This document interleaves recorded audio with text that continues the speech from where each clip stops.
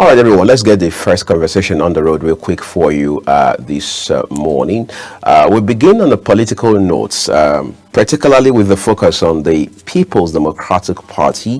From the standpoint of what has now become an internal crisis of the party that has probably refused to go away just yet.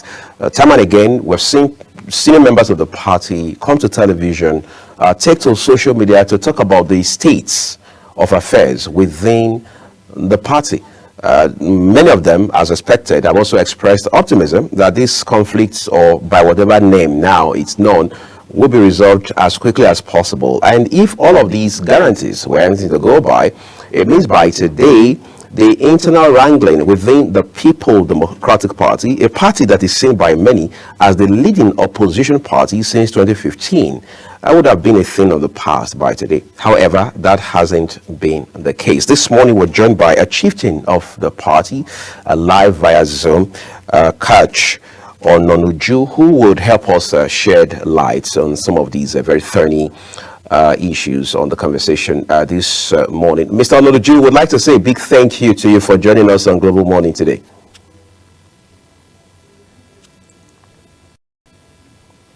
All right, so let's begin with the first issue. At the top of my introduction, I mentioned in passing that your party, the People's Democratic Party, the PDP, for 16 years have been the ruling party. For about a decade has become the leading opposition party. But how do you lead opposition in a country like Nigeria when you have not been able to push your own act together?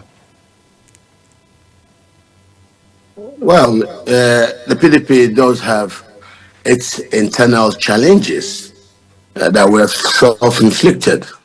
So I believe that these are normal things in every plural society, where you wouldn't have one group or one person have his way and say, and that will be close of the case. No.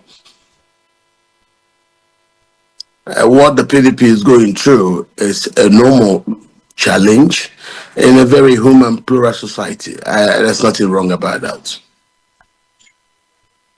The People's Democratic Party as of today is now a party that is torn basically between two individuals. On the one hand, they mention former Vice President Atiku Abubakar, the person who flew your flag in 2023 as your presidential candidate. On the other hand, they say the other gentleman, former River State Governor, now FCT Minister Nyesom Wike. Is it the case that the People's Democratic Party, your party, is now more like a struggle between two powerful individuals? No. The case is that the PDP has an illness. It has an Atiku Abubakar disease. And that's what it is. It's an issue of inclusion. It also stretches to what was revealed in Babangida's book. The inability of members of the Nigerian state building caucus from the north to allow the caucus south to gain inclusion in this business of nation building, who formed PDP in 2013 and used that to build a national coalition, achieved this aim in shifting power to the north when that coalition bettered the Buhari presidency. It behoves on common sense that after 8 years of the Buhari presidency, Atiku Abubakar and other northerners should not be fighting to seize the party's ticket and run on it. That is where the problem is. Mr. Nyesom Wike is only reacting to such non-inclusive behaviors by Mr. Atiku Abubakar. Mr. Atiku Abubakar is the problem of the PDP, and the PDP has to learn to include the aspirations of the Southerners if it does pray for peace. This is the problem. So it could be P2B, it could be Mr. Nyesom Wike, it could be any other person who complains. Of course, P2B complained alongside me and doing Okukwe, and that's why we left. and started the youth movement. And that broke the party. And today the party has never been able to come together as one. So because it's not been able to come together, that's why it could not present a united voice. The party's problem is from the inability of the caucus of the party from the northern members to allow inclusion. The same thing that happened in Babangida's book. You ran an election, a southerner won, it was annulled, and the advantage handed over to Sani Abacha from the north. And that was what was about to repeat itself when President Tinubu warned members of his party, if you annul the election, 2023 election, out of a glitch, and then you don't like the southerner that you think was going to win, allow another southerner to be there if you don't want a repetition of the Nadeko crisis. And that was how Tinubu said they sold him the presidency. He said it. He bought it with his money. So that's where this problem is. The people from the north should learn to understand that the fraudulent interpretations of the advantages they gained through days of military rule would not be taken by the southerners to accept exclusion from the scheme of things in terms of governance of Nigeria in this our business that we call nation building. This is just purely what the problem is. So Atiku Abubakar, who became a Nigerian in 1961 after the plebiscite that brought in Northern Cameroon, should understand Nigeria has been very fair to him. Allow the people from the south to organize themselves. It is their turn. After 8 years of Buhari, the presidency should shift to the south. Atiku Abubakar, don't forget, was amongst those eggheads who formed MPDP, who now formed the coalition that you call the APC that brought in Buhari. So he should respectfully stay out of any quest for the presidency until the 8 years that we say it is there for the South. And what he's doing is not the very best. If he now shows the example that the Northerners won't allow the Southerners access to power, that means Tinubu can even stay there and make sure the presidency doesn't get that opened to now be able to go back to the north after his 8 years. So don't forget that.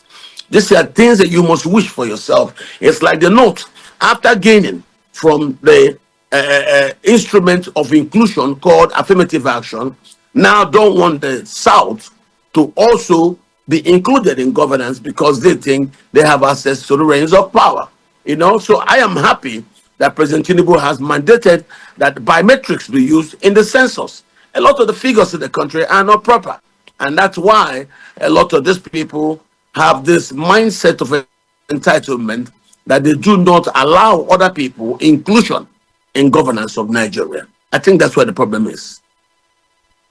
To talk about, Chief, before we're done, when I talk to people like yourself about these issues, and it's always a two-way traffic. There are those on the Atiku side, there are those on the yes or wicked side, for whatever it's worth. But let's talk about the former Vice President, Atiku Abubakar, for a minute more. It's becoming more like a Jonah situation, if you know what I mean. There are those in your party, very ranking members, who say one way amongst other methods that we can adopt in fixing this broken PDP as it stands today is to just ease out Mr. Abubakar once and for all. Is that a possibility, or is it a tall order?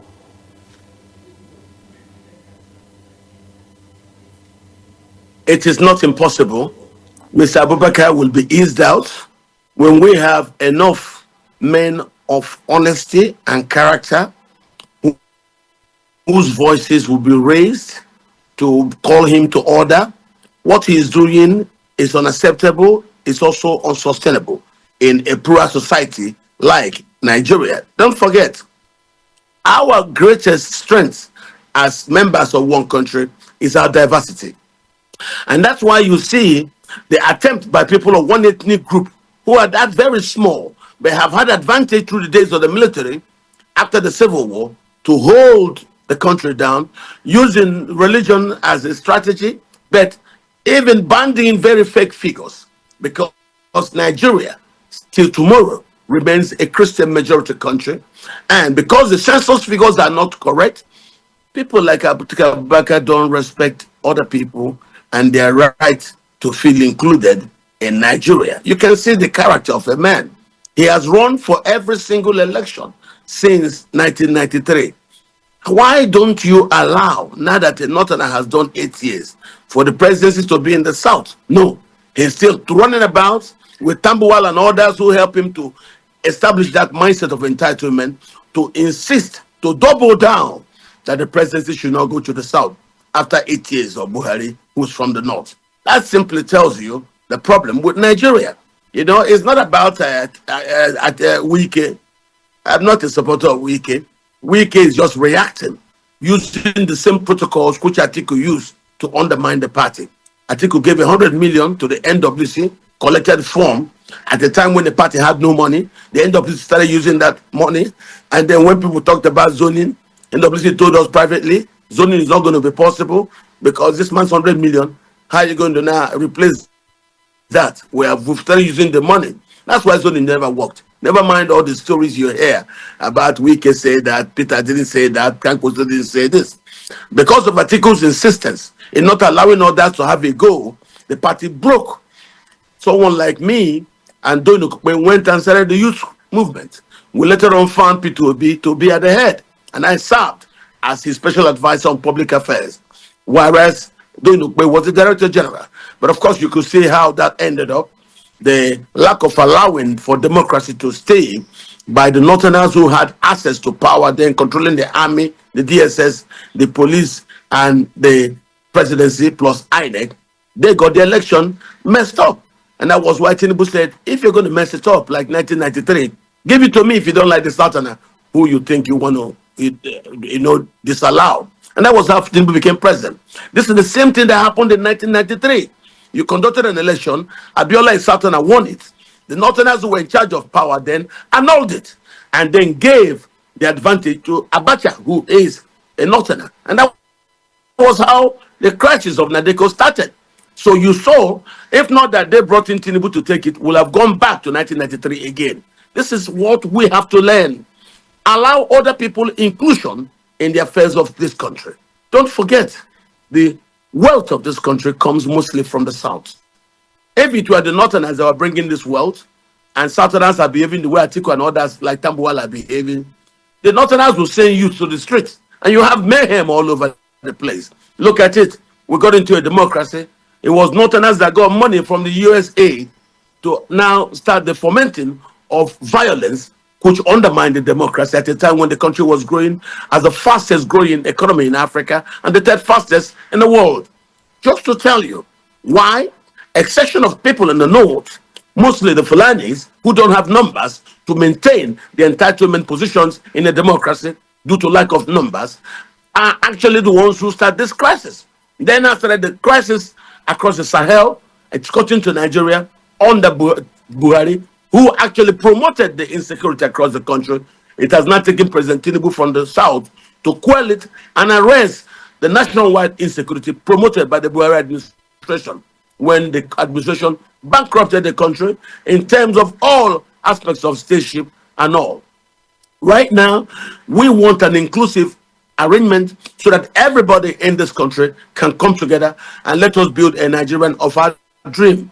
I am a very optimistic person in Nigeria, and that's why I tell you, look at under Buhari, even they were promoting covert operations like Biafra in the southeast. Since Buhari left power, have you noticed the unknown government sting operation, which I believe was a sting operation perpetrated by the state under the Buhari presidency, it has all stopped. There is no more non-government in the East. What you now have in the East are residual criminals performing the jobs that they learned from a Vansi kidnapper. Apart from that, the East is right now peaceful. And across the country, in places like Benue, Niger, Taraba, Plateau, Adamawa, Kaduna, where you had industrial scale ethnic cleansing in southern Kaduna, and perpetrated by the governor who was there. Right now, we have peace across the north. And right now, the only way for us to sustain that peace is don't let those who promoted that insecurity to come back to power. But they are still unashamedly doubling down and insisting that they must be allowed access to power when in 8 years of power, they didn't do anything to actually advance and progress the country to a better place.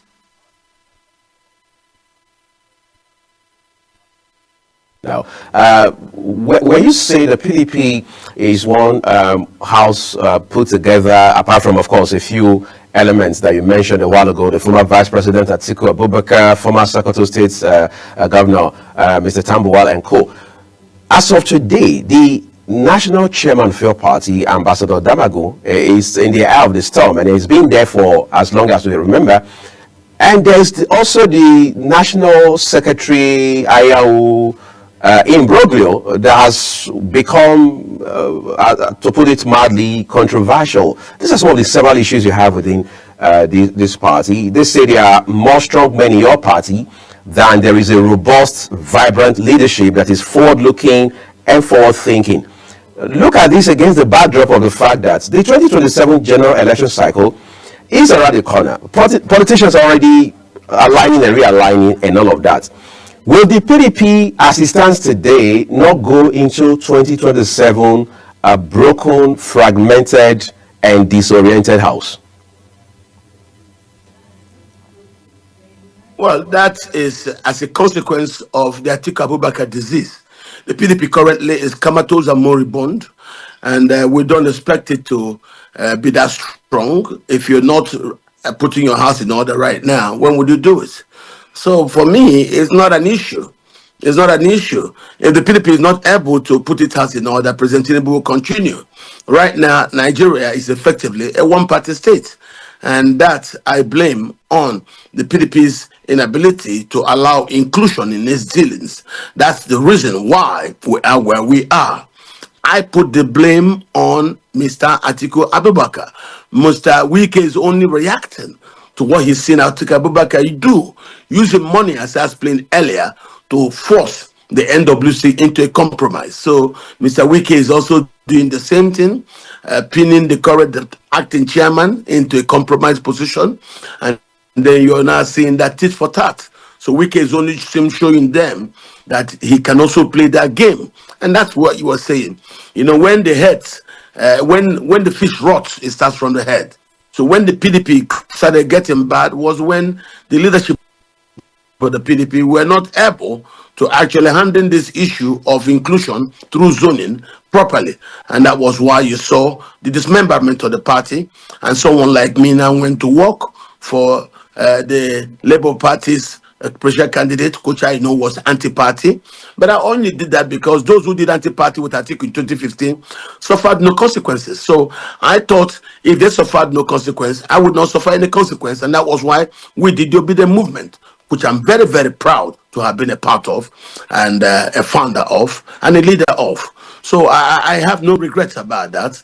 And so are the actions of Wike. Wike doesn't have regrets about what he's doing. He's actually very convinced that what he's doing will ensure that a Southerner becomes president in 2027. That's just the idea. That's the strategy. And that's why we've not left the PDP. We will stay in it, being a house that we collectively built. If those who want to dispossess of use of that house insist that we go away for them to take full control, our word is no. And how do we achieve that no? By staying put in the PDP to make sure that we get them to allow inclusion of Southerners in the presidency of the PDP. Atiku every day, Atiku every day, Atiku every day does not speak honest about a plural society, which Nigeria is, with its diverse heterogeneous ethnicities and tribes. No one single tribe should be allowed to hold the advantage over others. You can see what they did. They had the advantage and they weaponized nepotism against everyone else. So that's why it is dangerous to allow Atiku, who claims to be a Fulani, to replace Buhari, who is another man who claims to be a Fulani. So if that's what it would take for us to stabilize the country, let it be so. Instead of us to allow another Fulani man to succeed Buhari, let Tinubu rule forever. That's my own mindset about this. For a second, Ononuju, to another issue still within your party. This is the PDP in Rivers State, for example. Of course, you and I are not ignorant of the Supreme Court judgment from last Friday that has drastically and dramatically turned the tide in that state, which of course has a blowback for your party one way or another. Help us make sense of the situation, or if you like, the development in River States vis-a-vis the implications it has for your party, regardless of what faction is involved. Thank you. The Supreme Court's judgment in River State was strictly about the last conducted local government election. What it did was it told the governor the elections are not acceptable to the judgment of the Supreme Court judges. The governor has since set motion towards rescheduling a new election. Let me tell you what that means. The governor currently has what you call in property law, he has custody. He has custody of the local government areas. It is still those his loyalists that will go back and conduct the local government election. His loyalists will surely return other loyalists who are on the contest. And when they come back, the governor will still maintain control of the local government areas. Nothing changes. So while he's governor and he administers over the state, nothing changes. All that changes is he will now advertise intentions for new local government elections. The new local government elections will also be conducted by the River State Independent Electoral Commission. And you know, in Nigeria, without new legislations to change the existing status quo, nobody can defeat a governor in terms of local government election if he's alive and still in power in his state. So remove your thoughts from that. Let us fix our minds to the things that are set for the future, and that is the status of the River State House of Assembly. That is where we're going to. So whatever it says, I can tell you, I think Wike is wrong in River State. I believe that what we who are the Igbo majority that have taken control of River State since after the creation of Bayelsa, which also is an Ezon majority. The deputy governor, Lawrence Erujakbo, is Urubo. Have that in mind. And that's when Abacha, who is a Kanuri, created Bayelsa State. Rivers became an Igbo majority state. That's why all governors that have ruled River State since 1999 have all come from indigenous Igbo majority communities, because what you have are people who all participated in the Arrow Confederacy, which was defeated after the Anglo-Arrow War in 1901-1902. So everybody, the only group in River State who were not part of the Arrow Confederacy are the Ogonis, who were primarily a Bantu stock group brought to their present location after the Emancipation Proclamation. So I think we should stop the idea of supporting Governor Wike, former Governor Wike, in his attempt to undermine inclusion. I think what the problem in River State is we, the Igbo majority, not recognizing the sensitivities of the minorities who remained after the creation of Bayelsa State. You see, this thing started from the time of Governor Odili, when the small minorities in the riverine swampy areas, led by Senator Martin Yuloway, were asking Governor Odili to implement the riverine upline dichotomy protocols, which obviously said no, that that is not applicable since the bulk of the Ezon population have moved to Bayelsa. And that was what you saw, that spring rolled itself into the militancy. Don't forget, in the militancy, nobody from the upland area participated in the militancy. So I believe Governor Wike should have allowed it, now that we have a man from Opopo, who are historically Igbo people. Yes, Opopo was founded by Ozurumba Mbanaso, also known as Jaja of Opopo. He is a slave boy kidnapped from Umuzuroha by slave traders from Nkwe, and he was sold to Bonny slave traders, and then he managed to get himself back, came back, and then went and established a brand new place called Opopo, where today you have people from River State who are Igbo speaking Opopo people, and then you have Nkoro people from Bayelsa, from Akwa Ibom State, who speak a language called the Faki. I'm afraid today, we're fast running out of time. Your narrative is engaging and incisive altogether. But we'd like to say a big thank you to you for sharing your thoughts. And we hope to get you on one of our programs in the next few days. I mean, subject to your schedule, to look at this issue from a much more holistic perspective. In the meantime, we're grateful for your time with us. Thank you for having me. Incidentally, that's the much you can take on that conversation this morning. A lot more coming up shortly, still on politics and how things are evolving within the political space in our country. Stay with us, everyone.